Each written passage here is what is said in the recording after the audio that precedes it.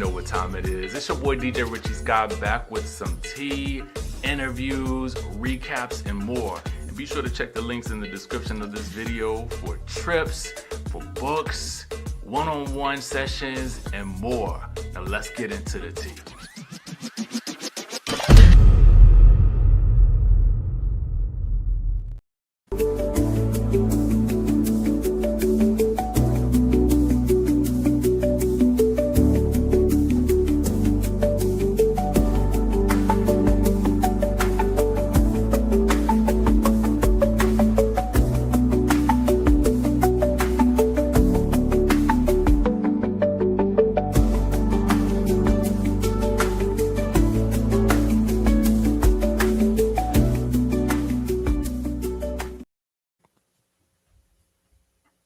What's going on, y'all? We back in the building. Happy Sunday. Happy Sunday fun day, y'all. Listen, come on in the room. We're going to talk about love and marriage, Huntsville, real quick. Real nice and quick on this good Sunday morning. Get on in the room. And then when you come in the room, let us know where you guys are watching from. It's been a minute since we've been live, but I figured we would do this live. I figured we would do it live, y'all. Live and in effect. Live and in effect. All right, so I'm just gonna wait until a couple more people get up in the room. Come on in the room. Side note, y'all, I do what was I about to tell y'all? I was about to tell y'all something. Oh, let me put this chat on the let me put this chat on the stage, y'all. Give me 1 second up in here.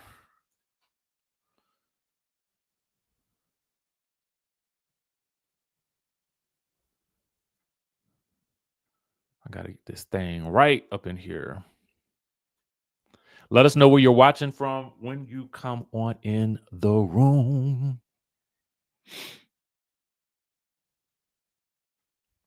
All right, chat is on the stage. Connecticut, what's up, what's up, what's up, what's up, what up, though? It says show comments on stage, but I don't see them yet, so I'm sure they'll populate eventually. I was like, what a go on? What a seriously a go on? Also, to y'all, I want y'all to know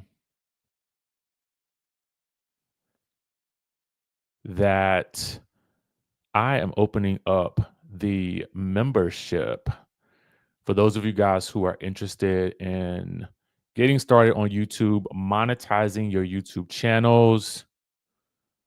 This is a monthly membership. For the first, I think 20 people, it will be $67 per month. There will be weekly office hours, coaching calls, sessions, instruction, tutorial. So people who want to monetize their YouTube channels, who want to start on YouTube. I have been asked to coach for a long time, and I'm like, you know what? Now is the time. So the first 20 people that join get it for $67 per month forever. The original price is actually $97 per month, but it's only for people that are super serious about starting their YouTube journey. So if you are interested, tap in. The link will be in the description down below. Okay. And you can read all about it in the description. I mean, there's a lot of jam-packed stuff there. There's client testimonials. There's client walkthroughs of people that I've actually worked with who have gone on to have videos that have made $7,000.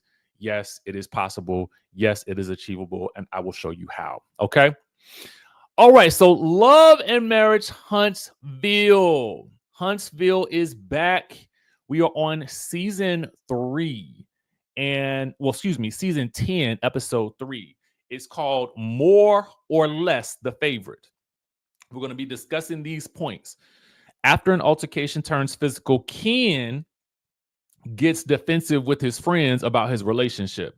Nell is annoyed that Tisha refuses to be transparent, and Maurice learns Jaylen sees Marsau as a father figure and argues with Marsau. All right, so let's break it on down. You know, this episode was interesting to me because this felt like a proper episode 2, in my opinion. It felt like a good next episode in terms of, what we saw in the first episode. And now we're kind of getting into some new territory just a little bit. If I had to rate this episode on a scale of 1 to 10, I would probably give it, I think I would give it maybe an 8.9. Maybe almost a 9, but maybe an 8.9, because I feel like we can do better. I mean, I feel like I was still missing that comedy moment. We didn't see Destiny. Martell was absolutely not in this episode, but he was mentioned. Both Destiny and Martell were mentioned, but they were not shown in this episode. I honestly feel like, and I'm going to say this, and I don't know how you guys will feel about it, but I really think that this is a season that could have used Stormy on the show. I feel like I understand why at the time she chose to leave the show, but I think with this particular group and the way that it is structured now, I feel like Stormy would thrive with this particular group. And I would love to see, I just feel like they need something else, like just another couple up in the mix, because I just kind of feel like there's just a little tinge of something missing from this episode, just a little tinge. But I'm gonna keep going because I believe in this group of people. I do believe in them. So I'm interested to see where they go next. Okay. So that's just kind of my assessment, my general overview. I want to Symmetry says Destiny was doing her TikTok live and working. I mean, listen, your boy about to be on the TikTok too, okay? Because TikTok live is apparently where it is at, baby. The TikTok live is apparently where it is at. Actually, I should be doing this recap while I'm on TikTok. TikTok.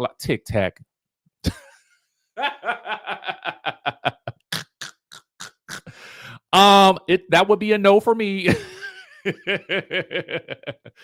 Sonny and Moses, I mean, listen, I think if we wanted to keep, if we wanted the show to maintain that level of intensity from last season, then maybe. But I just don't feel like they have a good enough foothold in this show, and I don't even know if they are in Huntsville at this point. I don't know what's going on with them. It was kind of like once we last saw her because he was, I think, locked up the last time we saw him. I don't know. Is he out? I don't know what's going on with that situation. So it is kind of what it is on that front. But I mean, I do wish them well because listen, if you find love in a hopeless place, then it's hard out here. Okay. So let's further dive into the nuances of the episode, shall we? I think we shall. Mind you, y'all, why is Jackie Christie saying under your hijab stuck in my head? I don't know why. It has been in my head all weekend long. It was so wrong, but it was just like, why is it stuck in my head under your hijab? Okay. Anyway, how many drinks have you had? Okay. I got to start off. And one of the reasons why I feel like I'm taking away a couple of points from this episode is because when the episode started, we started off with the continuation of the altercation at Ken and Trisha's house between Marquez and between Ken. Ken at this point wants Marquez to leave. They're trying to prove to Marquez that the documentation for the divorce does contain the kids or something like that. I don't really know. All I know is that Miss Shannon, Shireen, somebody is at the house with them. And the next thing you know, it is a scuffle between Ken and Marquez. And Marquez gets to running up out of there, cursing and screaming and stuff like that. Now, I'm just going to give it to you like this. I wanted to see it. I mean, and I know I ain't trying to condone not a tad bit of the violence, but I wanted to see it. Okay. Now and I say that as someone who just saw Jackie mollywop Chantel last week. We literally just saw it. So it's not like we're not used to seeing such things on our television screens. We know that there was some level of scuttlebutt that happened because we could hear it in the background.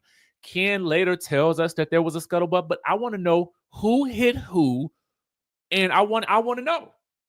I want to know. I want to know. I do. Um, I want to see the complete story. Y'all gonna give us all this chaos? Give me all of the chaos at this point. It's been working up to this point anyway, so y'all might as well show it. How bad could it have been? Nobody seemed like they was bruised. So, and who attacked who? Oh Lord, and that was the other thing too. There was fighting in front of the children. The son came down the stairs. They fighting up in the house. Oh Lord. Oh Lord. My. Don't look good tonight. So, ooh, we got to talk about this thing because later on in the episode, I'm going to stay on this subject right here. Later on in the episode, Latisha will meet up with the girls and she will tell them about this altercation. But later on in the episode, Ken meets up with the boys. And baby, the boys let him have it, okay? The boys were wearing him out. And you know what's so funny? I didn't even, as I thought about the Ken and Latisha situation over the past couple of weeks, since we've been back, I've kind of just been in the mode of Marquez is like, he needs to grow up, right? And Ken is trying to do the right thing, yada, yada, yada, yada, yada. But as I was listening to his homeboy and Chris Fletcher, for which I don't know how much I want to listen to Chris Fletcher because I don't really believe that Chris Fletcher always stands on business. I think that sometimes Chris Fletcher kind of is a go like where the wind blows type dude. Like whatever's going to make him look good in the moment is what he's going to do. That is kind of the energy that he gives me. And I kind of think that he is a bit more interested in how he looks than anything else.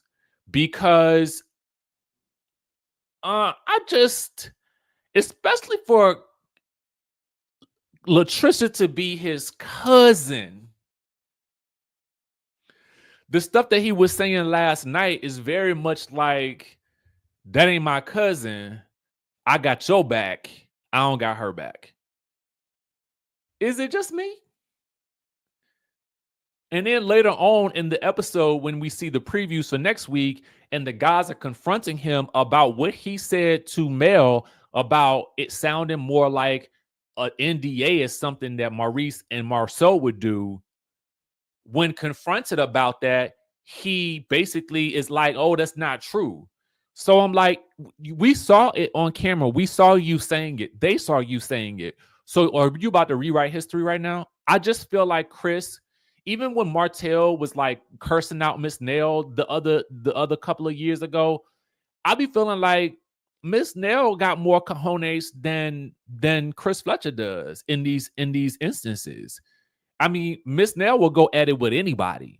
But I feel like Chris don't ever really have the backbone against these guys. And he be saying like some slick stuff. And I'm like, if you're going to say the slick stuff, I'm fine with it. Then just stand on it. Stand on what you say. So anyway, other homeboy with the beard and the braids, I don't know his name. I cannot recall his name. My apologies to the young man. But I mean, he was wearing Ken out. Okay. He was very much like, bro, get the F up out of this situation with Latisha. You are trying to be Captain Save-A-Ho. And that is your MO. That has been your MO. And you're doing it again. This is nothing more than a project or a puzzle. I was like, if y'all don't get out of my facial with this puzzle analogy, because it kept going on and on and on and on. And you know, Love and Marriage Huntsville, they will show you a scene until they can't show you no more of the scene. Okay. They don't hit and quit a scene. All right. They don't fly through a scene. They will give you every inch, nook, and cranny of the scene. And baby, they wore that puzzle analogy out. But basically, the gist was this. The homeboy was like, you look at this as a puzzle and you like to solve a puzzle. So this is all this is to you. And if it were me in this situation, I would have been gone out from this thing and I would have left Trisha alone. Now, as they were talking to him, I was kind of like, you know what? Maybe they got a point. Maybe they got a point, because in my mind, I was like, wait, Latisha ain't divorced from Marquez. Wait a doggone minute. She is responsible for all of this mess that he's all up in. Now, granted, he is his own. This is all his choice to be there, right? It is all his choice.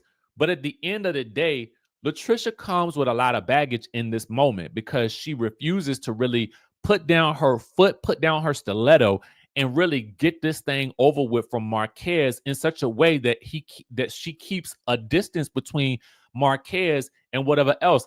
Not to mention, she was a lot less than truthful about the situation between her and Martell. Now, granted, she was probably being put through the ringer because Martell was kind of leading the charge with making her seem a little crazier than maybe she actually is. But even then, I could sort of say, like, girl, you got yourself wrapped up in a whole heap and helping the drama with Martell, and you could have deaded the whole situation right from the get-go. I went over to his house. We didn't do nothing. I don't like that man. That was years ago. Whether he was married or not, I don't really know. And I'm not trying to be with that man. I don't know what his problem is. And I'm going to tell you this, Ken, because I want you to know before anybody else try to make you look like a fool. But too late for that because they already did. So as homeboy is talking to Ken, my wheels is a grinding. And I'm like, well, now, wait a minute now. I mean, granted, I get that Latisha may listen. If Latisha chooses to never get married again, that is absolutely her 100% her prerogative. That woman does not have to be married. That woman does not have to do anything she don't want to do, especially if she feels like she is scarred from the past. But what I will say is, knowing that this man wants to be married and this man is providing for you and your household in this way, there's a part of me that kind of feels like a little bit like, girl, you are leading him on. But I can't blame her all the way because that man is a grown man. Okay, so he is still making the decisions to continue to get the jigsaw puzzle out the box every day and try to put the jigsaw puzzle together. So, Ken, I blame you. Latisha is telling you she's not ready to be married. She is not ready for a relationship. She is not ready to let go of Marquez. She is wanting to still continue to argue with him. And now she got you fighting the man. 1 minute you're trying to butter him up. The next minute you're trying to fight him. What do you want to do? You need to make up your mind. Is you going to be a puzzle piece, fix a hoe or not? I ain't calling Trisha no hoe. And let me just say that it's an analogy, people. I just want you to understand that. Okay. When we say Captain Save-A-Hoe, that's just a general term for people who are just dead set on saving everybody. Okay. That's what it means.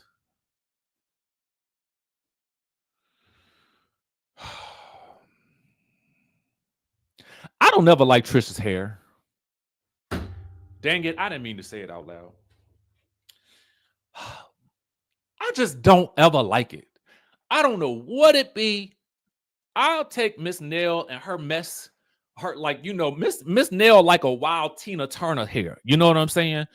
I'll take Miss Nell's Tina Turner hair over whatever is happening with Latisha's hair every time. I feel like I don't know how to do no hair, okay? But I feel like I could do her one better than whatever she doing herself. I just feel like it'd be all wrong in every scenario. And I know I'm being picky right now. I know I am. And Lord, forgive me, Latisha. I'm sorry. I apologize to you now. I say it out loud with my full voice and my full chesticles. But I just don't ever like whatever you be doing to your hair. I don't. Oh my God. I think It's been in my brain. I never said it out loud. I said it. Now I'm sorry I said it.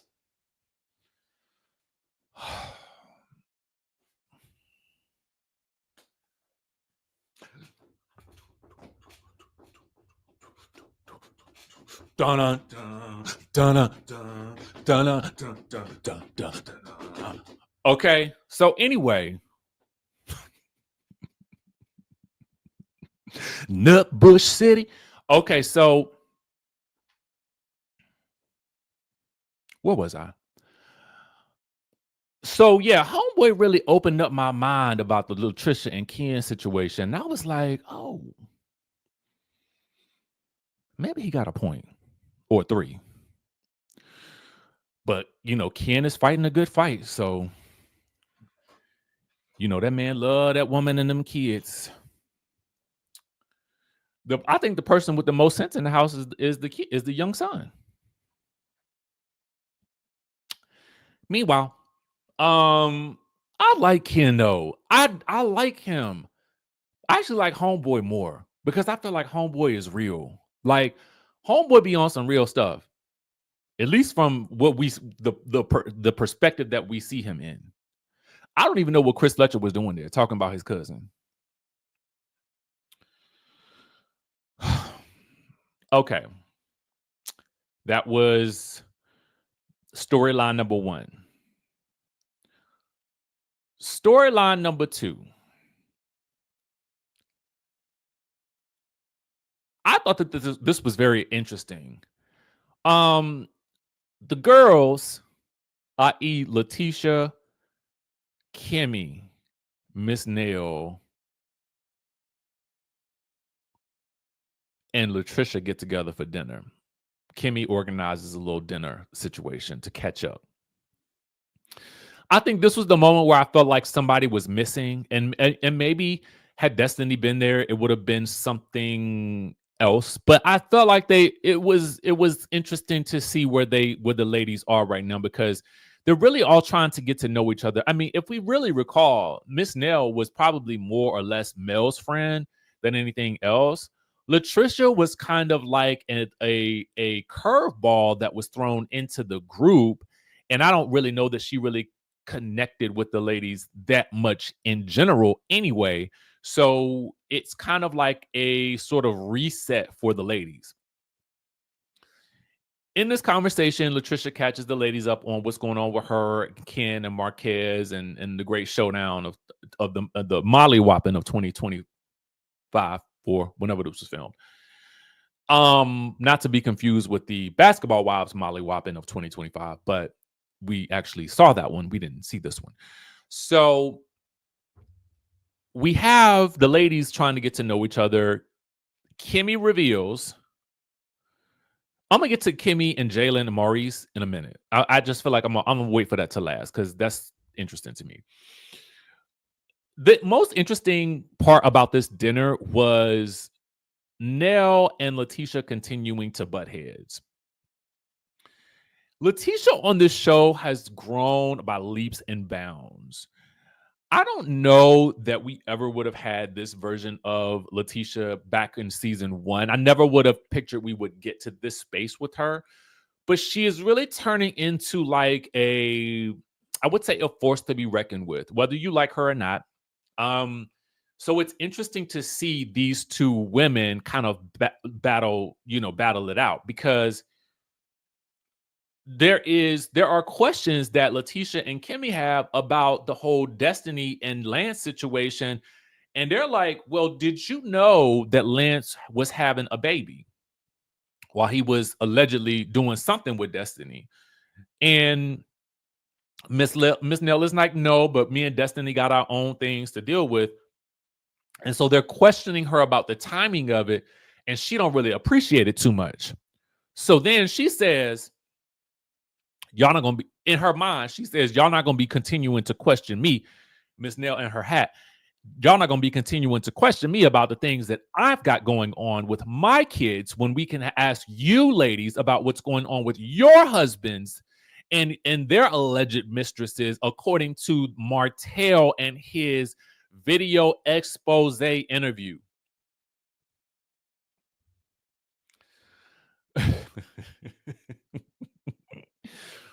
And Latisha was like, how do you feel about it?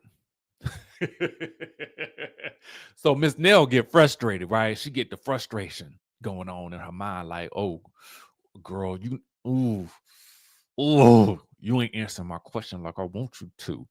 And Latisha, for her part, her and Marsau did say on their live, we're not about to get into this with anybody this season. Nobody's gonna write our story for us. So that's just gonna be that on that. Period. And she's like, that was my response. Go check out my Instagram live if you want to hear it. I'm shocked they didn't play a little bit of that Instagram live because they like to pull up a receipt on this show. So then Nell kind of like rebuffed, is like, oh. And so then they spin the block with her. And they're like, well, actually, we want to know, we're not really too sure about y'all because, to be honest with you, your husband said that our husbands are the types of husbands that would sign NDAs. And Kimmy relays that Maurice was really hurt by that because he never had an issue with Chris Fletcher. And in this moment, I kind of appreciated something that Nell said. She's like, listen, that's my husband, that's my partner, but I don't control what he say. Now, granted, I feel like if Miss Nell had said it, she would have been like, yeah, I said it. Because that's what they look like. She would have been like, yeah, I said it. And I that's one thing that right, wrong, and indifferent I respect about Miss Nell is that whether she's right or she's wrong, she's going to stand in whatever she be thinking or feeling, no matter who it is. I like that type of personality on a TV show because they can kind of be a wild card, and she's very reactionary. So again, she perfect for reality TV in my mind, and I'm here for her type of carrying on, and she do be carrying on something crazy, and I love it. Okay, I love it for her. The other elephant in the room that we need to discuss is on a date night, on a random date night, Kimmy reveals to Maurice that Jaylen never considered him as a father and more of a mentor because he felt like him and Monster were treated differently. To which Maurice is very much like, have I say what? Like, I didn't think this how this date night was going to go, but here we are. So now Maurice feels some kind of way because, we learned that from Kimmy's perspective and from Jaylen's perspective, from Maurice's perspective and everybody else's perspective, he was very much a hands-off daddy to Jaylen, which is Kimmy's son, but not his, technically by blood, right?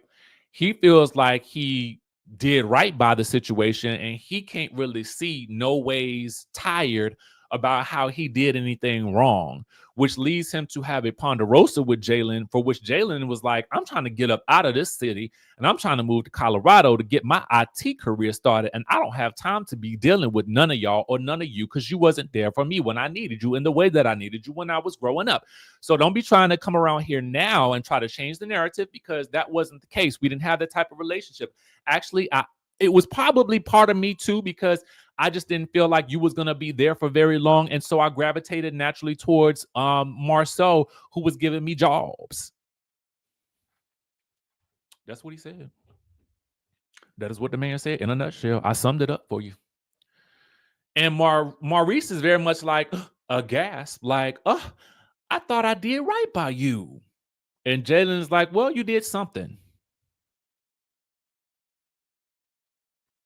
You did something.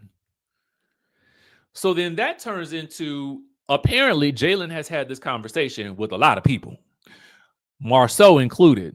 Now they get to dinner. Kimmy, Maurice get to dinner with Latisha and Marsau, for which Latisha looked really good in that scene. My God. I think it was something about the Diana Ross hair and the makeup. That was like, yes. Now this is a look. Now this, you are on the point. Anyway, so the topic of conversation comes up again, right? Because Kimmy and Maurice and Jaylen and Monster are all supposed to be doing some type of family project together. I don't know what the family project is because I don't feel like they actually accurately described it for me. I'm sure it has something to do with construction, putting up some building, throwing up something in the middle of the city on the outskirts of town. I don't really know what it is. They're doing something of the building variety, I would assume, or otherwise, I don't really know what it is because nobody said. Jalen's concern for him is like, it's just going to be you doing a bunch of talking and I'm going to be doing all the work. Kimmy even told Maurice, you do a lot of talking and you don't do a lot of work. So now it's time to have a conversation with Marsau and Maurice, and they battling it out about whether or not Jaylen actually should be looking to Maurice or Marsau as a daddy type of figure. And it just comes out that basically Marsau is the person fitting the bill and not Maurice. Maurice, to I'm sure is shell shocked by this because it sounds like he really thought that he was doing something. And it turns out that he was not doing the things that he thought that he was doing. Marsau was doing those things. Okay. And I'm sorry to you. But, I think it's just about who did he naturally gravitate to? Like, the only thing that you can do at this point in time now, Maurice, is try to adjust moving forward. But you can't really make up for the time that you may have been more hands off with him and may have put him through the paces a bit more than you did for Jaylen. I mean, to a certain degree, all children are treated differently by their parents to some degree. It is just how it is. But I also think that to some degree, that there's probably a lot of truth to what everyone is saying, because if everyone is saying these things to you, Maurice, then you probably need to take a second to step back and stop talking so much and just listen to what these people are telling you. Kimmy told you talk too much. Jaylen feel like you talk too much and don't do enough action. Marsau at least seems like a man of action, which I'm sure Jaylen could probably respect a lot more, especially if you putting him to work and putting money in his pocket. Okay.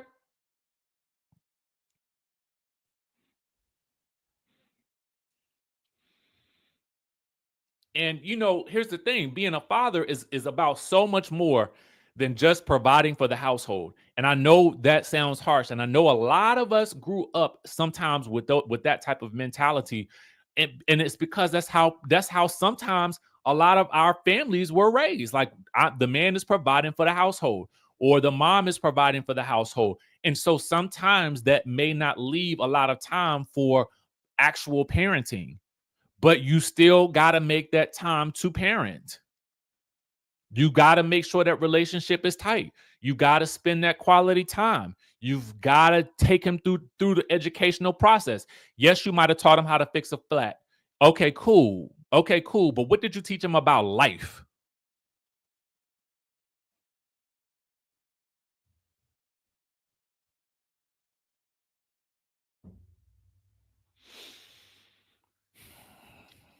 So they get to arguing.